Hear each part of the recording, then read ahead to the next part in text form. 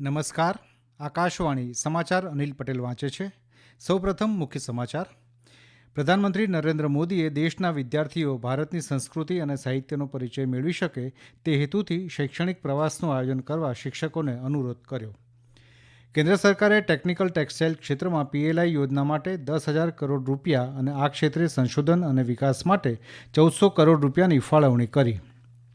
કેન્દ્રીય ગૃહમંત્રી અમિત શાહે જમ્મુ અને કાશ્મીર વિધાનસભાની ચૂંટણી માટે ભાજપનો ચૂંટણી ઢંઢેરો જાહેર કર્યો. દેશની દરિયાઈ સલામતી સુનિશ્ચિત કરવામાં તેમજ યુરોપ અને એશિયા વચ્ચે માલસામાનની હેરફેર ઝડપી બનાવવા માટે આઈએમઈસી મહત્વની પહેલ.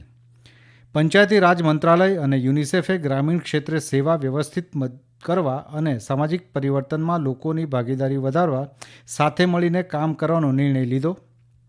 અને પેરિસ પેરાલિમ્પિક ગેમ્સમાં ભારતના પ્રવીણ કુમારે પુરુષોની ઊંચો કૂદકો T64 ફાઇનલમાં એશિયાઈ વિક્રમ સર્જીને સુવર્ણચંદ્રક મેળવ્યો.